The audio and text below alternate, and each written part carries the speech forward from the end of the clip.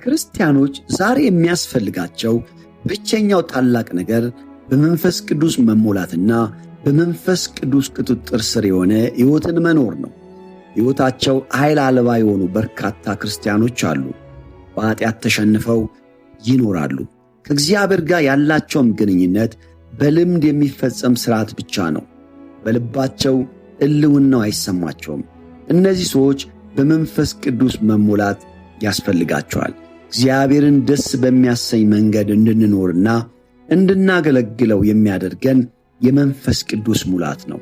በመንፈስ ቅዱስ ቁጥጥር ስር በምንመላለስበት ወቅት በየዕለቱ በመንፈሳዊ ብስለት እያደግን ኢየሱስን እየመሰልን እንሄዳለን። በመንፈስ ቅዱስ ቁጥጥር ስር ሆነን እንደ ኢየሱስ እናስባለን፣ እንደ ኢየሱስ እንኖራለን። ለእርሱ ክብር የእርሱን ተግባራት እንፈጽማለን። በክርስትና ታሪክ ውስጥ ከማንኛውም ተራ ክርስቲያኖች የተለዩ ክርስቲያኖች ነበሩ። ለእግዚአብሔር ያላቸው ቅናት እጅግ የሚገርም ነው።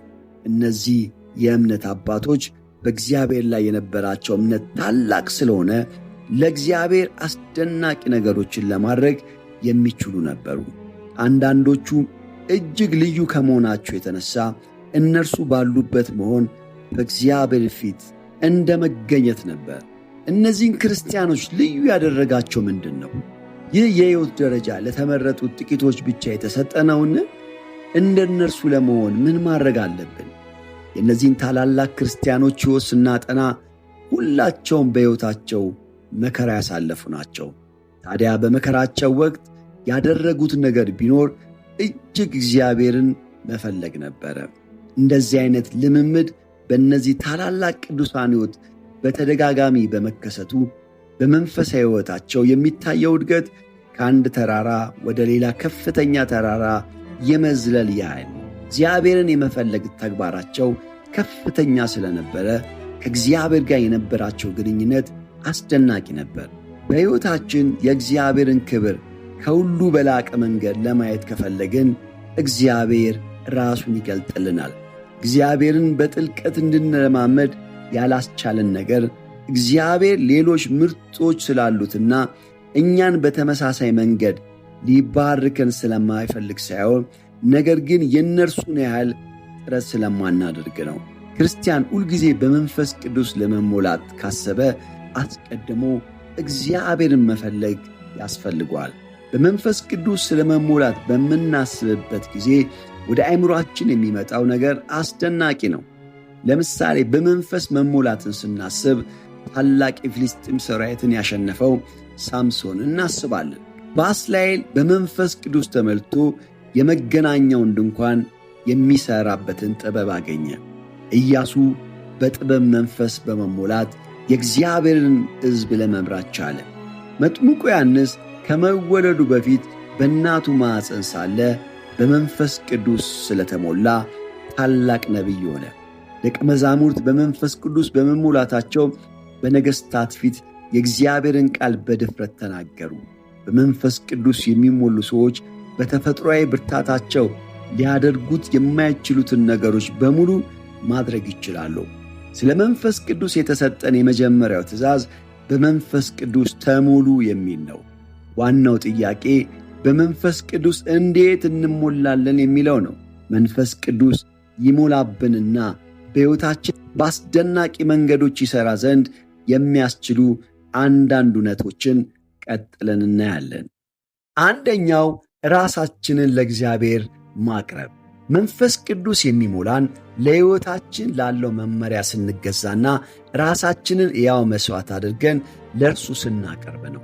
ሮሜ ምዕራፍ 12 ቁጥር 1 እንዲህ ይላል፣ እንግዲህ ወንድሞች ሆይ ሰውነታችሁን እግዚአብሔርን ደስ የሚያሰኝና ሕያው ቅዱሱን መሥዋዕት አድርጋችሁ ታቀርቡ ዘንድ በእግዚአብሔር ርኅራኄ እለምናችኋለሁ።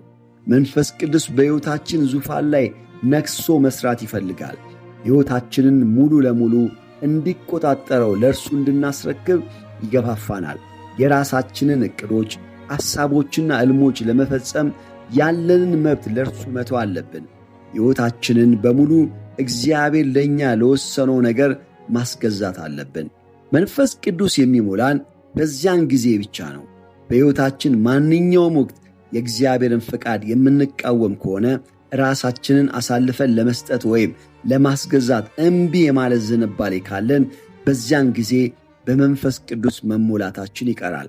ሕይወታችን ሕያው መሥዋዕት አድርገን ስናቀርብ በመንፈስ ቅዱስ ወዲያውኑ እንሞላለን። ሁለተኛው መንፈስ ቅዱስ እንዲቆጣጠርና እንዲጠቀምብን መፈለግ አለብን።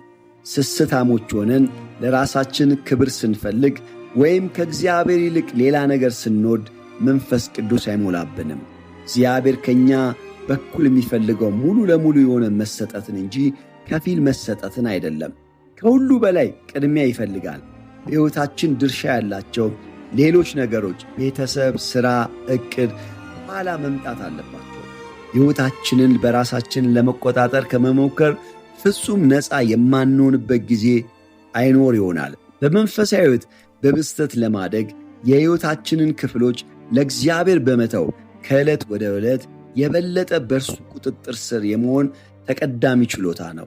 እግዚአብሔር ጸጋን የተሞላ አምላክ ስለሆነ የመንፈስ ቅዱስ ሙላትን ፍጹም እስከምንሆን ድረስ አይቆጥብብንም።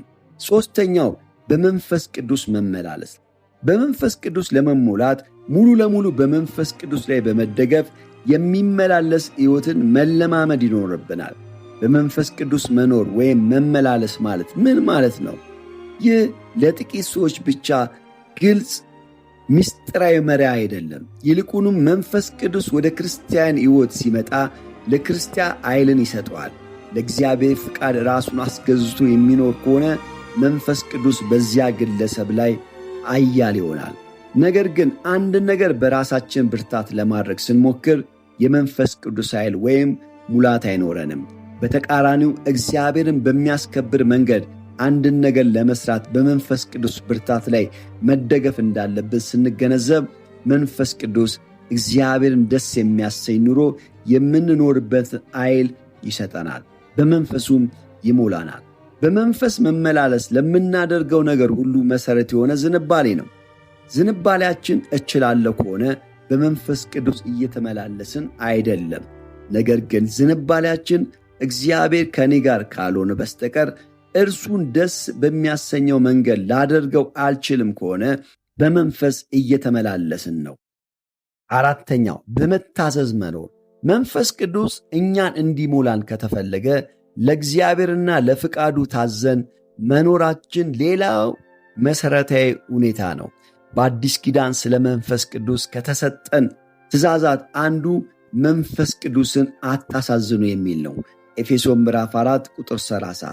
ለመሆኑ መንፈስ ቅዱስን የሚያሳዝነው ምንድን ነው? በኤፌሶን ምዕራፍ 4 የሚገኙት እነዚህ ጥቅሶች ማድረግ ያለብንንና የሌለብንን ነገሮች ይዘረዝራሉ። ክፉ ንግግር ከአፋችን እንዲወጣ መፍቀድ የለብንም። ከልባችን መራራነት፣ ቁጣ፣ ስድብ፣ ክፋትና ንዴት መወገድ አለባቸው። ኃጢአት ከእግዚአብሔር ጋር ያለንን ግንኙነት ያቋርጠዋል። የመንፈስ ቅዱስ ሙላትና ኃይል ይታቀባል። ይህ ክፍል የሚያስተምረን የመንፈስ ቅዱስ ሙላት የሚወስነው በሕይወታችን በምንኖረው ኑሮ መንፈስ ቅዱስን በማሳዘናችን ወይም ባለማሳዘናችን ላይ እንደሆነ ነው። ዕለት ዕለት በመንፈስ ቅዱስ በመሙላት የድል ሕይወት እንድንኖር ካስፈለገ በመታዘዝ ሕይወት መመላለስ አለብን። አመሰግናለሁ። ሰብስክራይብ፣ ሼር፣ ላይክ በማድረግ ቤተሰብ ይሁኑ።